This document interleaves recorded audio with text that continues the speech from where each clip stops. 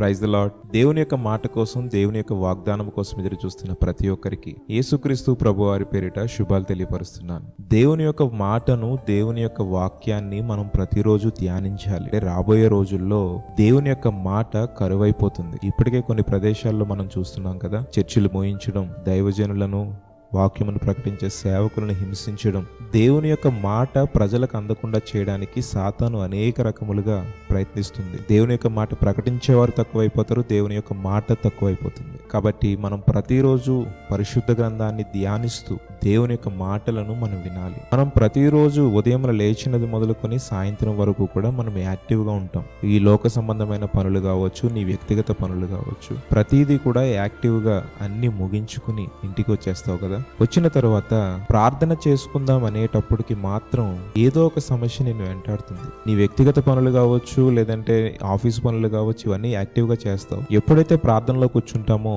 ఎప్పుడూ లేని నీరసం ప్రార్థన చేసేటప్పుడే వస్తుంది. నీకు ఎప్పుడూ రాని తలపోటు కావచ్చు, లేదంటే బాడీ పెయిన్స్ కావచ్చు, నీకు అప్పుడే వస్తాయి. ప్రార్థన చేసేటప్పుడే ఎక్కడా లేని నిద్ర నీకు వస్తుంది. అసలు ఎప్పుడు నీకు రాని నిద్ర నీకు వస్తుంది. చూడండి, మనం కాన్సన్ట్రేట్గా ప్రార్థన చేయలేకపోతున్నాము అని అంటే, మనం ప్రార్థన కాన్సన్ట్రేట్గా చేయలేకపోవడానికి అడ్డగించే ఒక 4 అంశాలను మీ ముందుంచాలని నేను ఆశపడుతున్నాను. అందులో మొదటిది పాపం మనలో దాగి ఉండడం. చూడండి, మనలో ఉన్న పాపాన్ని పూర్తిగా తొలగించాలి తప్ప అది మనలో తలదాచుకొనకూడదు. మనం ప్రార్థన చేస్తాం, అయ్యా నా పాపములను క్షమించు, నన్ను శుద్ధీకరించు అని ప్రార్థిస్తాం. మరలా ఆమేన్ చెప్పి ప్రార్థన ముగించుకోగానే మరలా అదే పాపంలో తిరిగి పడిపోతూ ఉంటాం. సినిమాలు చూడకూడదు అనుకుంటావు, సినిమాలు చూస్తావు. అబద్ధాలు చెప్పకూడదు అనుకుంటావు, అబద్ధాలు చెప్తావు.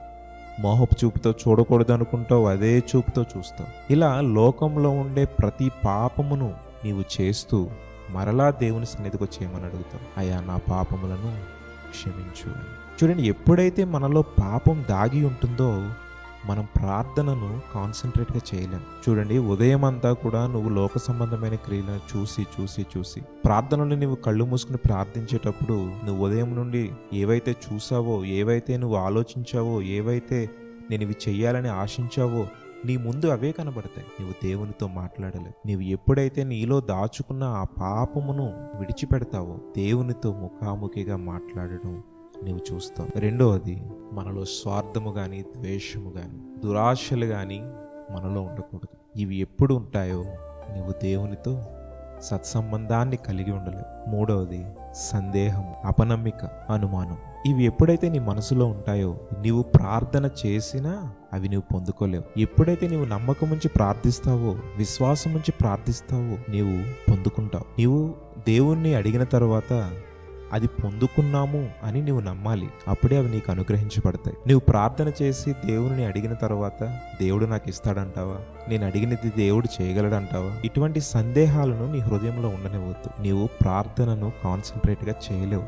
చేసినా నీవు అవి పొందుకుంటాను అనే నమ్మకము కావచ్చు, విశ్వాసము కావచ్చు నీలో ఉండదు. ఎందుకంటే నీలో అపనమ్మిక, అవిశ్వాసం ఉంది కాబట్టి. ఇక నాలుగవదిగా, దేవునికి లోబడి ఉండకపోవడం. ఈ పై 3 విషయాలు నీలో ఉన్నాయంటే ఖచ్చితంగా నీవు దేవునికి లోబడి ఉండలేదని అర్థం. ఎందుకంటే దేవునికి లోబడి ఉంటే ఈ పైన చెప్పిన 3 విషయాలు నీవు చేయవు. మనం దేవునికి లోబడి నడుచుకోవాలి, దేవుని చిత్త ప్రకారం నడుచుకోవాలి, ఆయన మాట చొప్పున నడుచుకోవాలి. నువ్వు ప్రార్థన చేస్తున్నప్పుడు కాన్సన్ట్రేట్గా చేయలేకపోతున్నావా?